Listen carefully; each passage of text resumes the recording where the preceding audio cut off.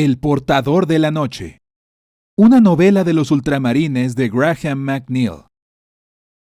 Uriel Ventris, recién ascendido a capitán de los ultramarines, recibe la orden de intervenir en la investigación efectuada en el planeta Pavonis, un mundo imperial azotado por disturbios internos y por piratas Eldar renegados. Sin embargo, nada es lo que parece, y hay planes que ocultan otros planes. Uriel y sus aliados se verán obligados a comenzar una mortífera carrera contrarreloj para destruir a su siniestro y escurridizo enemigo. O deberán destruir por completo el planeta por el bien de la humanidad. Prólogo.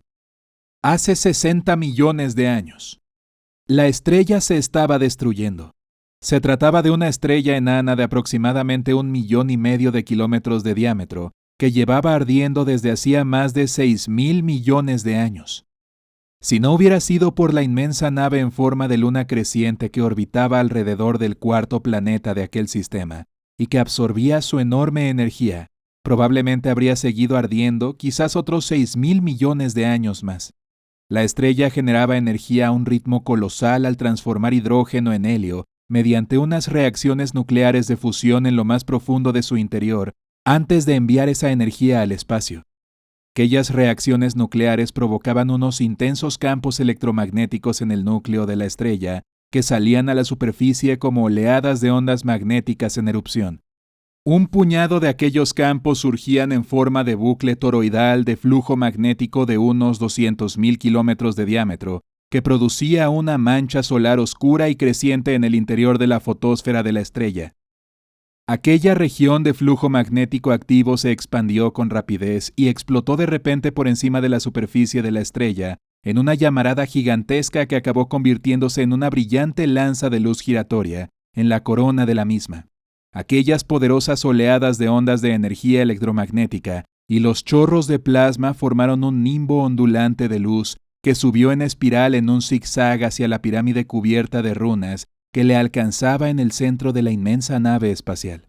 Los símbolos arcanos y extraños grabados en los costados de la nave comenzaron a relucir con la energía recibida, y el propio casco comenzó a palpitar como si la misma nave estuviese hinchándose con un poder apenas contenido. Cada rayo resplandeciente de luz que saltaba de la estrella a la nave transmitiéndole su energía acortaba la vida del astro en 100,000 años.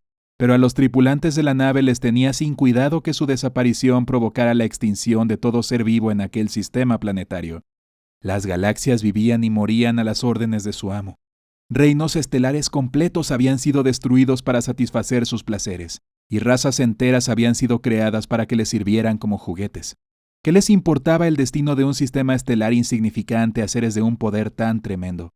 La nave, como una asquerosa sanguijuela mecanizada, continuó absorbiendo la energía vital de la estrella mientras seguía en órbita alrededor del planeta. Todo el despliegue de pirámides de menor tamaño y obeliscos situados en la base de la nave ondularon como si se encontrasen envueltos en una vaharada de calor, parpadeando dentro y fuera del campo de percepción al mismo tiempo que la inmensa astronave se estremecía con las colosales energías que estaba arrebatándole a la estrella. De repente el serpenteante rayo de luz líquida se fue desvaneciendo hasta desaparecer de la vista. De momento, la nave plateada se había saciado. Comenzó a girar de forma lenta y pesada y descendió poco a poco por la atmósfera del planeta. Unas llamaradas brillantes empezaron a surgir de los extremos de las alas en forma de luna creciente, mientras se dirigía hacia un gigantesco desierto de color óxido situado en el hemisferio norte. La superficie del planeta pasó a toda velocidad bajo la nave. Montañas escarpadas, placas tectónicas que se rozaban y volcanes que arrojaban al aire inmensas nubes de ceniza. El aparato comenzó a disminuir su velocidad a medida que se acercaba a su destino.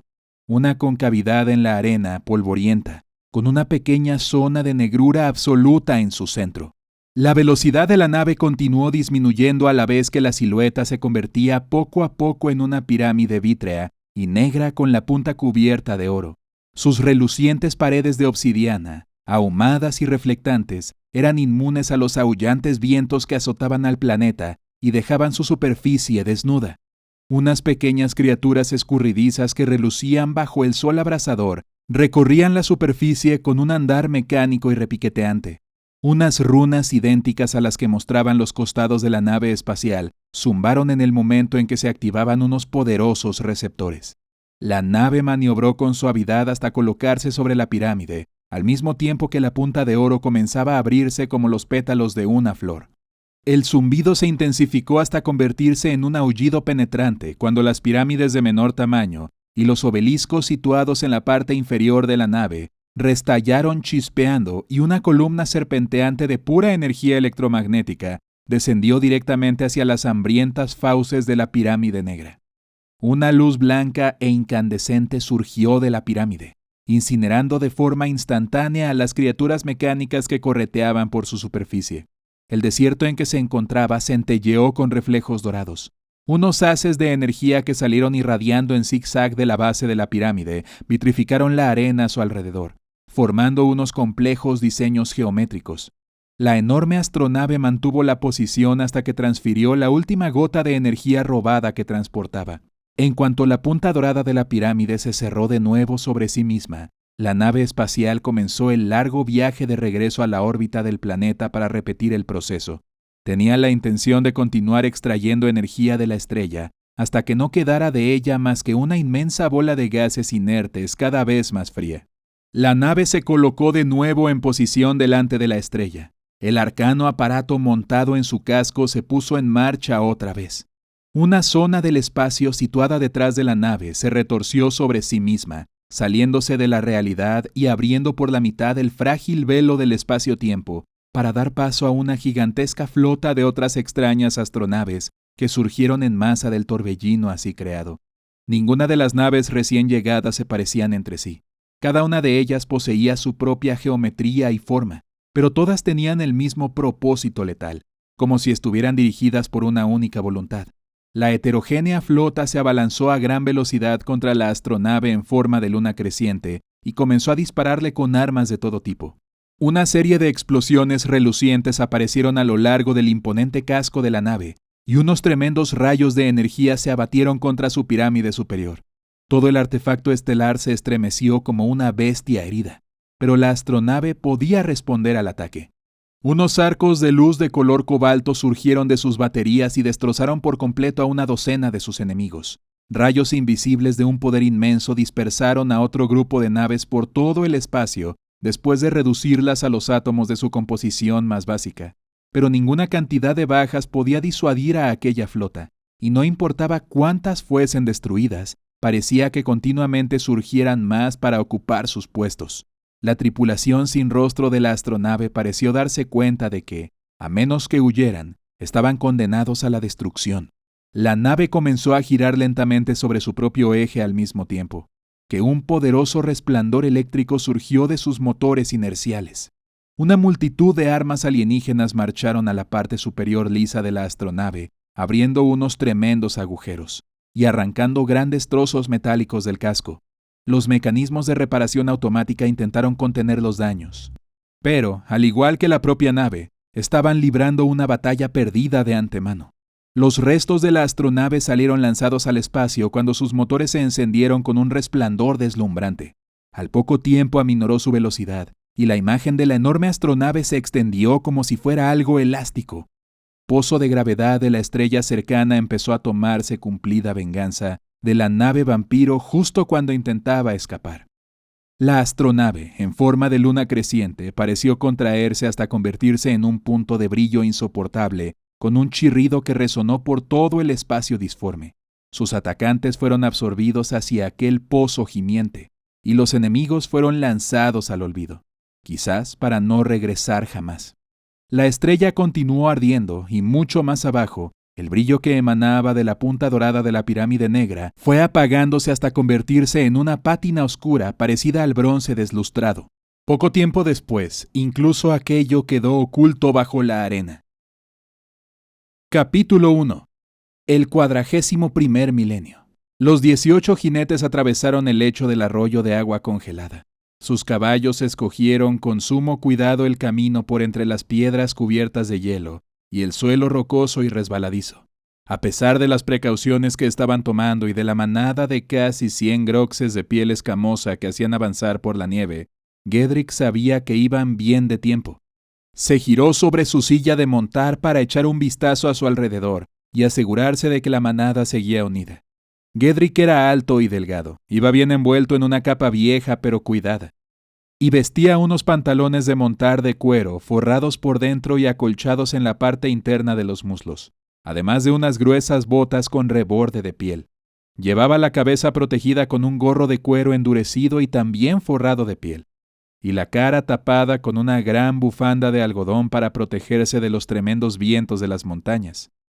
La banda a cuadros verdes tan común en Caernus 4, el planeta natal de Gedrick, iba cruzada de un modo suelto sobre su pecho, y sus bordes deshilachados estaban atados justo por encima del pomo de la empuñadura de hilo de hierro trenzado de la espada que llevaba al cinto. También llevaba, oculta en la caña de su bota izquierda, una daga de hoja estrecha. Había fabricado ambas armas con sus propias manos a partir del metal hacía ya 6 años, y seguían tan afiladas y libres de óxido como el día que las había forjado. El predicador le había enseñado a utilizar la espada, y fueron lecciones bien aprendidas. Nadie de la región de los 4 valles podía luchar tan bien como Gedrick.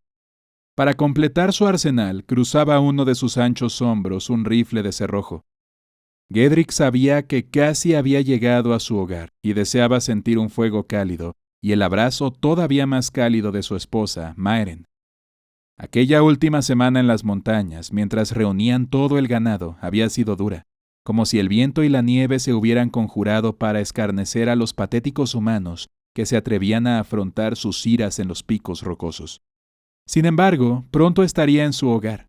Gedrick casi podría saborear el delicioso filete que Mairen le cocinaría en cuanto él y Gobar hubieran comenzado a sacrificar a la manada. Se giró de nuevo al escuchar una exclamación ahogada a su espalda. Sonrió cuando su primo Fergus pasó cabalgando a su lado. Aunque Gedrick sabía que utilizar el verbo cabalgar en su caso era emplear un término exagerado para describir la escasa habilidad de Fergus sobre una silla de montar. Al primo de Gedrick se le podría considerar más un oso que un hombre. Tenía una espalda y unos hombros inmensos, además de un cuello grueso y prácticamente inexistente. Su rostro estaba ajado y marcado por cicatrices, además de adornado por una nariz rota en incontables peleas y una espesa barba negra. Los pies le colgaban casi hasta rozar la nieve.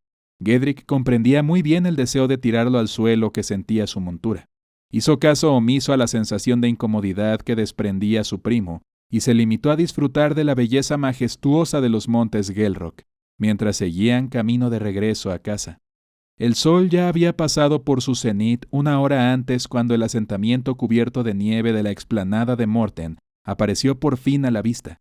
Los edificios de la comunidad, enclavados en el meandro de un río y en el centro de un amplio valle, parecían acurrucarse los unos contra los otros como si buscaran darse calor mutuamente.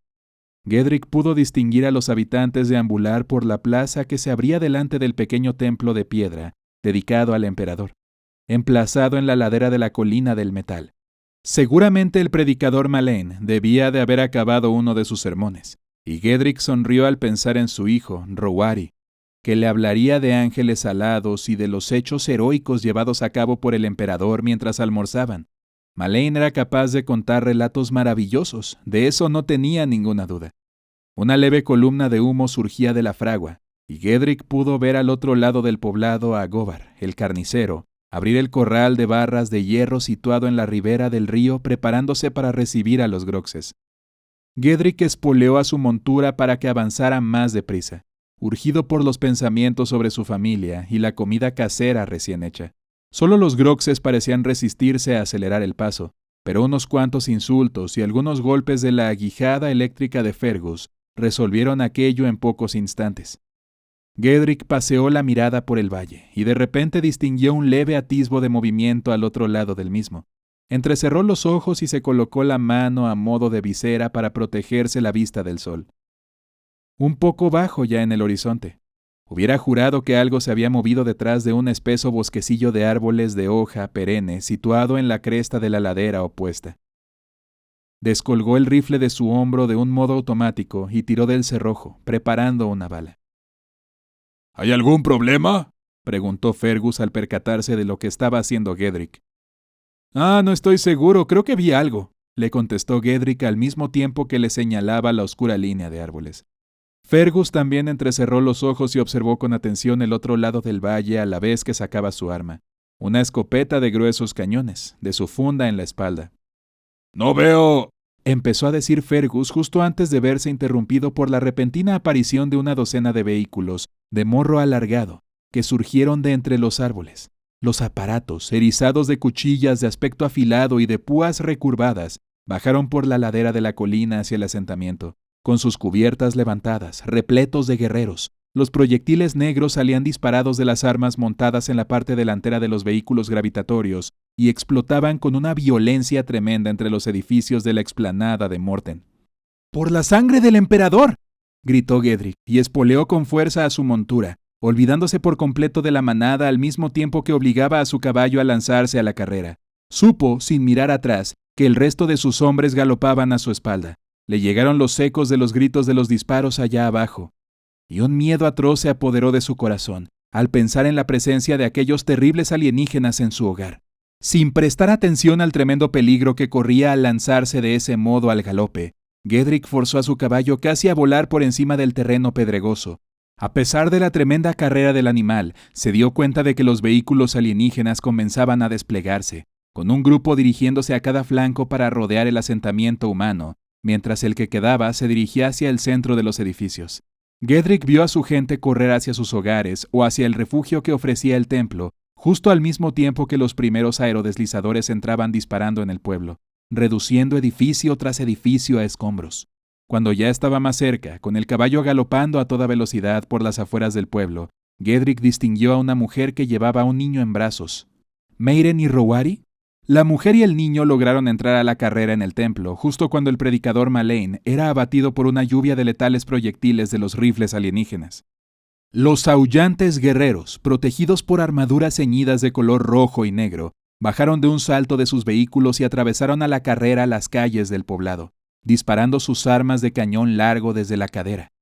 Gedrick gritó de horror al ver cómo los habitantes eran abatidos uno tras otro, incluidas las mujeres y los niños que corrían hacia la iglesia. Sus cuerpos se sacudieron espasmódicamente al recibir las múltiples ráfagas. Nuevas columnas de humo negro se alzaron hacia el cielo, cuando más edificios fueron pasto de las llamas. Los gritos de los moribundos atravesaron a Gedrick como un cuchillo. Los disparos de algunas armas de fuego de pequeño calibre surgieron de unas pocas ventanas, abatiendo a unos cuantos de los atacantes alienígenas. Supo que los invasores no tomarían la explanada de Morten sin tener que combatir. Su tremenda galopada le había llevado casi hasta el río, lo bastante cerca como para ver con claridad al viejo Govar cargar gritando contra un grupo de guerreros alienígenas enarbolando una alabarda por encima de la cabeza. Los alienígenas se dieron la vuelta y mataron entre risas al carnicero con una andanada de sus letales rifles antes de desaparecer entre el humo del agonizante pueblo. Gedrick obligó a su caballo a galopar a mayor velocidad mientras atravesaba el puente del río, situado al lado del molino generador que él había ayudado a construir con sus propias manos, y luego pasó cerca de Govar, que agonizaba entre convulsiones. La cara del pobre hombre estaba enrojecida y distendida, con la lengua asomando entre sus labios como una grotesca serpiente negra hinchada. Todo el pueblo estaba envuelto en llamas, y el calor y el humo eran insoportables. Gedrick llegó por fin a la plaza del pueblo y detuvo su caballo de forma abrupta. Dos de los vehículos atacantes se mantenían inmóviles en el aire delante del templo, y los guerreros alienígenas sacaban a rastras a los habitantes entre gritos de desesperación. Sus rostros mostraban una crueldad y una palidez casi exquisitas, humanoides, pero, a pesar de ello, completamente alienígenas. Gedrick se alzó sobre los estribos y apuntó con el rifle hacia una de las figuras cubiertas de la armadura roja y negra, colocando su yelmo anguloso en mitad del punto de mira. Apretó el gatillo y lanzó al guerrero por los aires al mismo tiempo que surgió un chorro de sangre de su cuello. Los otros se dispersaron y Gedrick lanzó un grito a la vez que clavaba las espuelas en los costados del caballo. Su montura saltó hacia adelante y se lanzó de nuevo al galope. Gedrick disparó otras 2 veces, abatiendo a 2 alienígenas más antes de que el rifle se le encasquillara. Los alienígenas se giraron y le apuntaron con sus armas, pero el emperador estaba a su lado y su silbante munición pasó muy lejos de su objetivo. Un instante más tarde se les echó encima y blandió su rifle como una masa en un arco brutal que aplastó el cráneo de uno de sus enemigos en pequeños fragmentos. Soltó el rifle y desenfundó su espada. Distinguió un destello rojo justo antes de que un rayo de luz negra despanzurrase a su caballo bajo sus mismas piernas. Gedrick tensó las piernas sobre los estribos y desmontó de un salto de su montura moribunda, aterrizando de forma ágil delante de un grupo de guerreros alienígenas. Lanzó un mandoble con su espada reluciente de hoja ancha. El primero de ellos cayó con los intestinos enredándosele en las rodillas. El segundo murió con la hoja de Gedrick clavada profundamente en su pecho. Su armadura alienígena no ofrecía ninguna clase de protección frente al filo sobrenatural de la espada de Gedrick, que las atravesaba con facilidad. El tercero de ellos le atacó con la humeante bayoneta que llevaba montada al extremo del rifle, y Gedrick tuvo que esquivarla saltando hacia atrás, perdiendo la espada. El alienígena avanzó con lentitud, sin mostrar emoción alguna en su yelmo de superficie lisa y pulida. Gedrick lanzó un gruñido y se abalanzó contra su enemigo. Se tiró al suelo y rodó por debajo de su arma, sacando el puñal que llevaba metido en la caña de la bota. Le atravesó la pantorrilla con él y el alienígena soltó un grito horrible. Gedrick sacó el cuchillo y atravesó con él repetidas veces el pecho del alienígena. Vio que Fergus le había seguido, convirtiendo a 2 guerreros enemigos en un montón de heridas sangrantes con sendos disparos de su escopeta. Su primo hizo girar el caballo mientras Gedrick recuperaba su espada y empezaba a gritarle órdenes. «¡Mete a todos los que puedas en el templo! Intentaremos contenerlos desde ahí». Fergus asintió, pero antes de que pudiera moverse, una reluciente y cegadora descarga de fuego de color violeta surgió de uno de los vehículos alienígenas y lo rodeó por completo. Su primo gritó mientras aquella horrible energía quemaba la carne de su cuerpo en pocos instantes. Su chamuscado esqueleto cayó poco a poco de su caballo, que relinchaba aterrorizado, y Gedrick sintió que el estómago se le encogía ante la terrible muerte que había sufrido su primo. El caballo también se desplomó. Gedrick pudo distinguir el agujero ensangrentado que el proyectil alienígena había abierto en el costado de la bestia, ahí donde había impactado. Subió los peldaños del edificio del templo en unos pocos saltos y empezó a golpear la puerta con un puño sin dejar de gritar el nombre de Meiren. Las astillas comenzaron a saltar de la puerta cuando más guerreros alienígenas llegaron a la plaza central del pueblo y comenzaron a disparar contra él. Saltó para alejarse de las escaleras y rodó de nuevo para ponerse de pie. Vio a los habitantes supervivientes ser empujados por delante de los alienígenas camino a la muerte. Observando todo aquello había, en la cubierta del vehículo principal, una figura delgada y de cabello blanco protegida con una armadura verde. La figura dio un mandoble en el aire con gesto impaciente, y Gedrick gritó cuando su gente fue asesinada en el mismo sitio donde estaban. Deseó clavar su daga en el pecho del jefe de los alienígenas, pero sabía que estaría muerto antes de lograr acercarse. Retrocedió, sabiendo también que la gente del interior del templo no podía arriesgarse a abrir la puerta en un momento como ese, y echó a correr por el costado del edificio, con la esperanza de que no hubieran cerrado la puerta de la sacristía. Gedrick escuchó el tono autoritario e inconfundible de alguien que impartía órdenes, y el zumbido de un arma poderosa. Rezó para que alguien hubiera logrado enviar un mensaje de aviso a las comunidades cercanas. Vio la puerta de la sacristía justo delante, y se le escapó un grito de alivio al ver que tan solo estaba entrecerrada. Patinó antes de lograr detenerse del todo y agarrar el picaporte de hierro. El templo explotó antes de que pudiera tirar del picaporte y abrir la puerta. Una enorme columna de humo en forma de hongo subió al cielo, y unas rugientes llamas anaranjadas le hicieron saltar por los aires. Un dolor como nunca antes había experimentado lo invadió por completo cuando la onda expansiva lo lanzó contra la ladera de la colina que estaba detrás del edificio. Se deslizó hacia abajo como una criatura sin huesos, estremecido hasta esos mismos huesos destrozados por el impacto. Le ardía la piel y varias zonas del interior de su cuerpo quedaron expuestas al aire por la acción corrosiva de aquellas llamas antinaturales. Sintió la nieve fría sobre la piel, pero ningún dolor. Sabía que aquello era mala señal. El dolor significaba vida. Giró los ojos hacia los restos humeantes del templo, con las columnas de madera alzadas hacia el cielo como costillas ennegrecidas. No pudo distinguir ningún cuerpo, pero sabía que nadie podía haber sobrevivido a una explosión como aquella, y se sintió invadido por el dolor. Meiren, Rouari, Fergus, Maleyn, Gobar, todos habían perecido. Todos estaban muertos. Incluso él lo estaría en poco tiempo.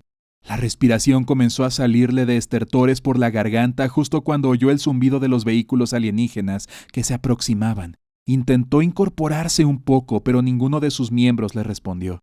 Distinguió débilmente las voces cantarinas de los alienígenas, elegantes pero amenazadoras, e intentó gritarles un insulto desafiante, pero las voces pasaron de largo y subieron por la ladera de la colina del metal. Vio cómo el guerrero de armadura verde señalaba hacia la ladera y les indicaba a sus guerreros que se desplegaran. Se dio cuenta de que las voces hablaban con un tono nervioso y excitado, pero no pudo entender lo que decían. ¿Ese era el motivo por el que todo el pueblo había sido asesinado? ¿Por el metal? Escuchó el silbido de unas cuantas llamaradas y la ladera se iluminó, mientras la nieve se derretía y se evaporaba. Los alienígenas continuaron lanzando llamaradas con sus armas por toda la ladera y solo se detuvieron cuando una figura encapuchada, ataviada con una túnica roja brillante, bajó del vehículo alienígena más cercano y alzó la mano. La figura avanzó para examinar todo lo que había quedado al descubierto bajo la nieve derretida, y Gedrick oyó cómo los alienígenas dejaban escapar un leve grito de asombro en cuanto el vapor se disipó por fin. Centelleantes como el mercurio, los estratos habían quedado al descubierto, reluciendo bajo la luz del sol con toda la ladera resplandeciendo con un brillo metálico. Bajo la nieve, toda una parte de la ladera estaba formada por una superficie de metal plateado y pulido. Se retorcía y se curvaba como si fuera líquido en los puntos donde se había fundido por el efecto de los lanzallamas, ondulándose como si estuviera vivo.